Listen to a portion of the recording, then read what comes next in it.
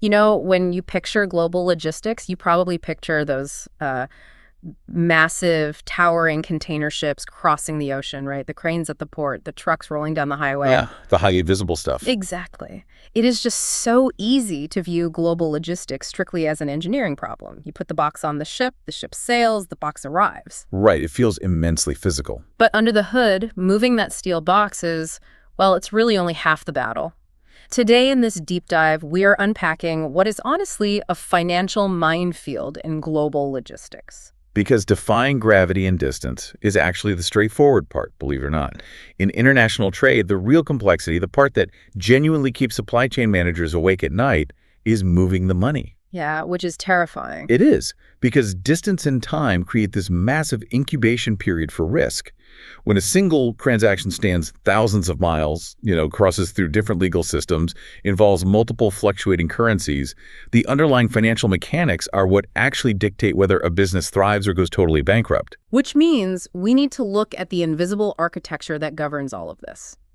We are pulling from some really expert logistics framework materials today, specifically zeroing in on finance, payment, currency, and tax options. Right. The stuff that makes the physical movement possible. Exactly.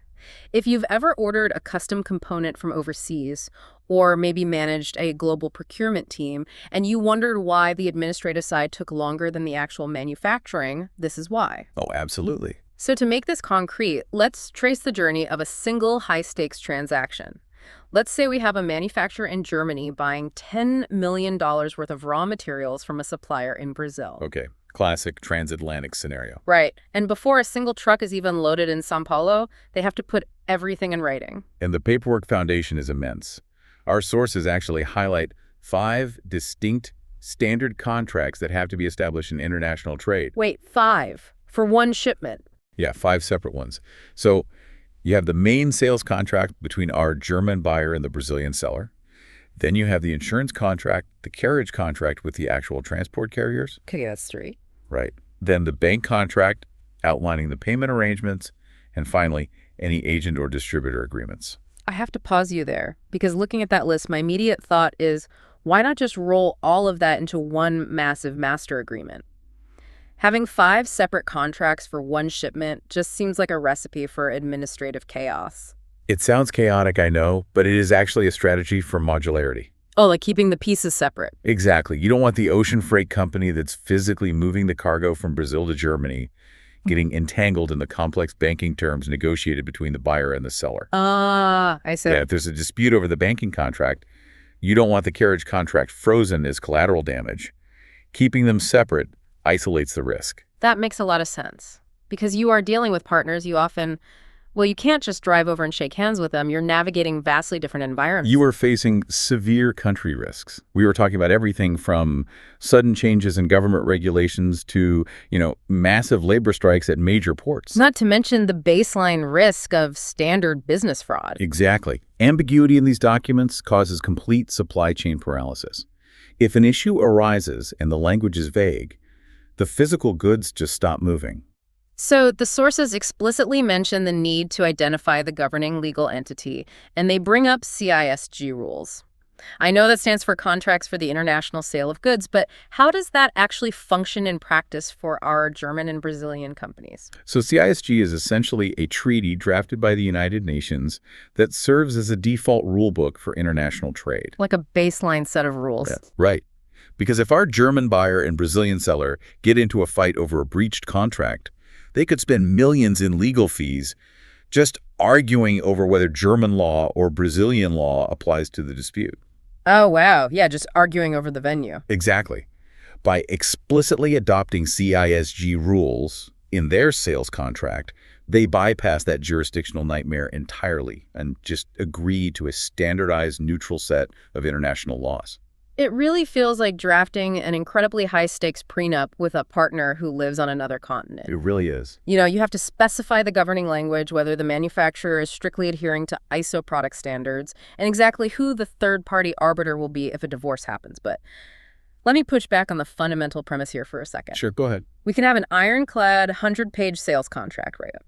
But if a local court in the seller's country simply refuses to enforce an international ruling, doesn't that piece of paper become essentially worthless?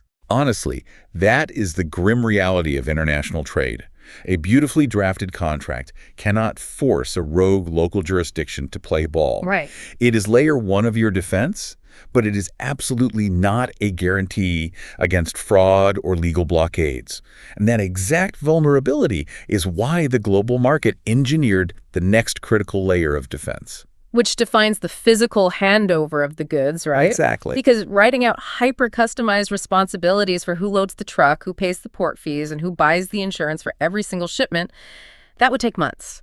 So the International Chamber of Commerce created a universally recognized shortcut, Incoterms. Incoterms, yes. International commercial terms. These are those standardized three-letter acronyms you see stamped on shipping documents. Like FOB and stuff. Yeah, exactly. They define the exact geographical point where the seller's responsibility ends and the buyer's begins. They allocate the distribution of cost, and crucially, they define the exact moment the physical risk of the cargo shifts from one party to the other. There is a massive nuance here that the sources emphasize, though, and I guarantee it trips up a lot of professionals. Oh, the transfer of title. Yes. Incoterms dictate who pays for the shipping, who assumes the risk of the goods falling off a crane, and where the delivery point is. But they are completely silent on the transfer of title. They do not dictate who actually owns the goods. It is the most common misconception in logistics. People just assume risk and ownership are the exact same thing. Well, wait, if Incoterms are designed to create crystal clear boundaries, why on earth did they leave out the most important part? Doesn't leaving transfer of ownership out of a universal shipping shortcut create a massive, confusing legal loophole? It would seem that way, but it is entirely intentional. Transfer of title is deeply entangled with corporate accounting rules, specifically revenue recognition under frameworks like GAAP, generally accepted accounting principle. Okay, so it's a tax thing. Basically, you cannot legally claim the revenue from a sale on your corporate taxes until the title has officially transferred. If the International Chamber of Commerce tried to dictate title transfer through Incoterms, they would constantly conflict with the national tax laws of hundreds of different countries. Oh, that makes sense. That would be a nightmare. Total nightmare. Right. So Incoterms handle the physical movement, and the sales contract handles the ownership. Okay, parsing the physical from the financial, that makes sense. So let's look at how these three-letter lifesavers actually work for any mode of transport. On one extreme, you have EXW, X works. Right, X works. This is the buyer taking on maximum liability. Our German buyer basically sends a truck to the Brazilian seller's factory door, picks up the raw materials, and handles everything from that exact moment on. And on the complete opposite end of the spectrum, you have DDP, delivered duty paid. Under DDP, our Brazilian seller handles absolutely everything. They do all the heavy lifting. Everything. Yeah. They pay the export taxes, the ocean freight, the import tariffs in Germany, and they carry all the risk until the goods are dropped right at the buyer's facility. Wow. And then you have terms specifically designed for sea and inland waterway transport. Yeah, the classic here is FOB, free on board. Under international rules, this means the risk shifts from the seller to the buyer the moment the goods are safely loaded onto the main vessel at the origin port. Okay. Then you have CIF, cost, insurance, and freight, where the seller pays to get the goods to the destination port and pays for the marine insurance. Speaking of insurance, the text casually drops terms like Coverage A and Coverage C under the Institute cargo clauses when discussing CIF. We should probably clarify what those actually mean. Yeah, good point. Coverage A is essentially an all-risk policy. It's comprehensive protection against almost anything that could damage the goods during transit. And Coverage C? Coverage C is the bare minimum catastrophe insurance. It basically only pays out if the entire ship sinks or catches fire. Deciding which level of coverage is required is a massive negotiating point. I can imagine. And there's a massive warning from the text for listeners in the United States. Never confuse the international Incoterm FOB with the U.S. domestic terms FOB destination or FOB origin. Oh, that is such a crucial distinction. Yeah, international FOB is strictly for water transport. The U.S. domestic version is used for trucks and trains as well. Mixing those up on an international contract is just a fast track to a legal nightmare if a truck crashes on the way to the port. Absolutely. Okay, so the physical journey and the risk are now clearly defined. But the most stressful part of the process is still pending. Getting paid. Exactly. The cargo is loaded. The ship is on a 45-day voyage across the Atlantic. How do you guarantee the money safely changes hands when neither party fully trusts the other? And this is where we dive into the mechanisms of payment. At its core, the text points out, this is all about a company's cash budget balancing incoming receipts against outgoing disbursements. Right.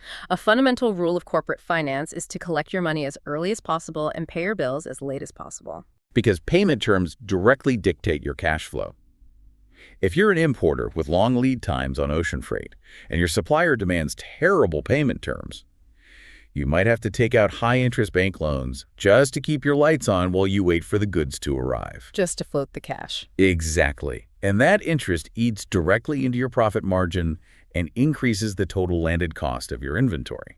Let's bracket the two extremes of payment. For maximum protection to the seller, you demand cash in advance. You don't ship a single pallet until the cash clears your bank. But that is a tremendous risk for the buyer, who might pay millions and never receive the product. Right. Very one-sided. And on the other end, you have the open account. This is like a net 60 agreement where the seller ships the goods and gives the buyer 60 days to pay the invoice. Maximum protection for the buyer and immense anxiety for the seller. In international trade, especially with new partners, you rarely see those extremes. You really need a middle ground that provides a safety net for both sides, which brings us to the letter of credit, or LC. The famous letter of credit. Yeah. This is a mechanism where the buyer's bank formally guarantees payment to the seller, assuming all conditions are met. Reading through the manual on how a letter of credit actually functions, it sounds like the world's most expensive bureaucratic escrow service. I mean, the buyer pays a hefty fee, often around 1.5% of the total transaction value, and their bank freezes that amount of their credit line. Well, the bureaucracy is kind of the point there. The bank is basically substituting its own pristine credit rating for the buyer's potentially unknown credit rating. But the choreography of how this works is staggering. So the German buyer gets the letter of credit from their bank in Berlin. That bank transmits it to the seller's bank in Sao Paulo. Right. The Brazilian seller physically ships the goods and receives a document called a bill of lading from the ocean carrier. The seller then has to hand that physical piece of paper to their Brazilian bank, who mails it to the German bank. Sounds incredibly tedious, I know. And only when the German bank verifies every single letter on that document does the money actually move. And the standard for verification is absolute perfection. The sources note that letters of credit often require a clean bill of lading. This means the ocean carrier inspected the cargo and certified it was received in perfect condition. I was actually reading a case study on this recently that perfectly illustrates how fragile this paper dance is. Oh, yeah. Yeah, so a company shipped $5 million worth of electronics. At the port, a dock worker noticed a slight dent on the outer corner of one container. He noted the dent on the paperwork, turning the clean bill of lading into a claused or soiled bill of lading. Oh, no. I can see where this is going. The goods arrived perfectly fine. But because the letter of credit demanded a strictly clean bill, a clerk at a bank in London saw the discrepancy and instantly froze the $5 million payment. It took 6 months of legal battles to get the funds released. That is wild. But it happens. One scratch on a metal box, noted on a piece of paper, can literally freeze millions of dollars in a vault halfway across the world. It's just so rigid. Because of that extreme rigidity, you sometimes see parties use a bill of exchange instead, also known as a draft. How does a draft bypass that rigidity? It is essentially a formal promissory note with legal teeth. The importer formally acknowledges their debt to the exporter. Okay. They can be structured as sight drafts, meaning payment is due the moment the document is presented, or time drafts, meaning payment is due, say, 90 days after sight. So no bank guarantee. Right. It doesn't rely on the bank guaranteeing the funds, but it gives the seller a legally binding document they can easily enforce in the buyer's home country if the buyer defaults. Okay, so let's look at our timeline now. We have an ironclad contract utilizing CISA rules. We picked our Incoterms so we know exactly who pays for the ocean freight. We navigated the sheer anxiety of a letter of credit, the paperwork was flawless, and the bank guarantees our payment. The goods arrive, the cash is released. We won, right? If you are operating in the same currency, yes. Ah. If you are operating across borders, you are still exposed to one final, potentially catastrophic risk, the passage of time. Right. What happens if the actual value of that money dramatically changes while the ship is crossing the ocean? We are talking about transaction exposure, exchange rates, and hedging. Exactly. The fluctuating value between a seller's currency and a buyer's currency can completely vaporize a profit margin. Just wipe it out. Completely. Let's say a Brazilian seller agrees to bill a German buyer in euros to make the deal more attractive. They calculate that 10 million euros will convert to 55 million Brazilian real, netting them a solid 10% profit. Okay, sounds good so far. But 60 days pass, the goods arrive, the invoice is paid. In that time, the exchange rate has shifted drastically. Those 10 million euros now only convert to 48 million real. The Brazilian company just took a massive loss on a perfectly executed logistical operation. Which is why the sources point out that sellers who are willing to bill in the buyer's currency have a massive competitive advantage. I mean, if you make life easy for your customer by dealing in their money, you win more contracts. Yes, but you absorb all of that transaction exposure. This is exactly why the euro is highlighted in the text as an almost unfair superpower for European Union trade. For the countries using the euro, they eliminate transaction exposure entirely when trading with each other. Oh, it's a huge advantage.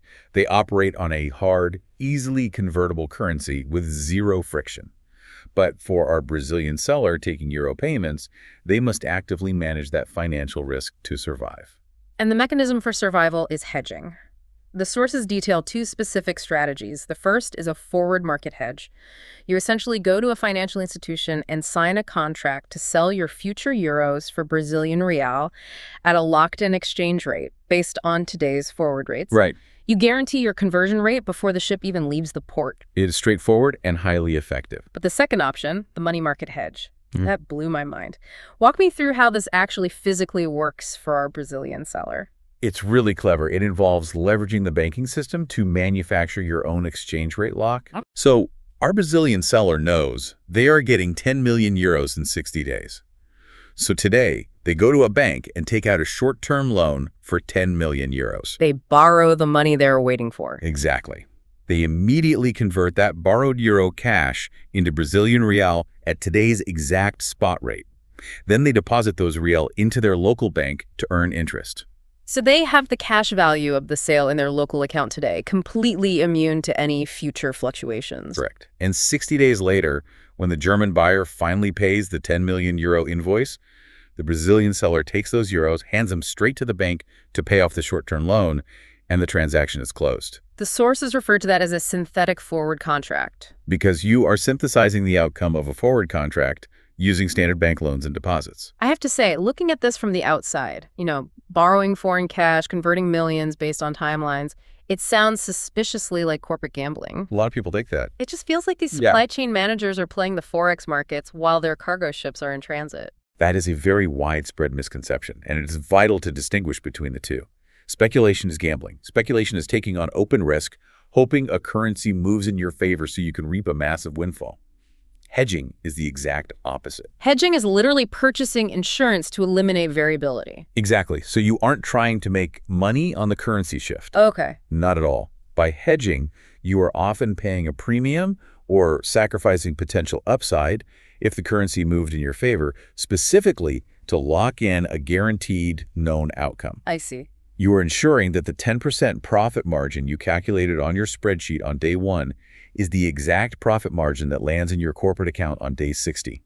It is about certainty, not speculation. So to trace our journey today, securing global trade is an incredibly layered process. We start by laying down hyper-specific contracts with standardized international rules like CISG to prevent legal paralysis. Right, the foundation. Then we use Incoterms to cleanly slice up the physical labor, cost, and risk of the transit itself. We leverage intense banking instruments like letters of credit and bills of exchange to absolutely guarantee the money moves when the goods arrive. Yep. And finally, we employ hedging strategies so that the money we eventually receive hasn't evaporated due to a shifting exchange rate. It's an intricate, highly interdependent ecosystem. If one variable fails, the entire supply chain fractures. And what fascinates me is that this entire financial architecture holding up trillions of dollars in global commerce still heavily relies on a guy with a magnifying glass checking for typos on a physical piece of paper. The paper dance of the bill of lading feels like it belongs in the 19th century. It absolutely does, and that tension is where the industry is currently fracturing. Yeah. Supply chains have achieved near-perfect physical visibility. Boy, we can track everything now. We have satellite-linked sensors on individual containers monitoring temperature and location in real time. Yet the financial side is still waiting for a courier to deliver a stamped document to a bank branch. It's crazy. The provocative horizon here is how long that archaic system can survive the digital revolution. We are rapidly approaching an era where blockchain technology and self-executing smart contracts could render this entire paper dance obsolete. Oh, wow. Imagine a decentralized smart contract that holds the buyer's funds in a digital escrow. The exact second a GPS sensor on the cargo container pings a geofenced boundary at the destination port, the contract verifies the delivery and instantly, autonomously releases the digital payment to the seller's account. No banks, no clerks checking for typos, no frozen funds over a scratched box. Exactly. Just seamless, instantaneous financial execution catching up to our physical engineering. Moving the physical box is an engineering marvel, but protecting the money is a high-stakes art form. Keep exploring these invisible frameworks because they are quietly dictating the cost and availability of everything around you. Thank you for joining us on this deep dive. Next time you see a container ship on the horizon, remember, the ocean isn't the most treacherous thing it's navigating.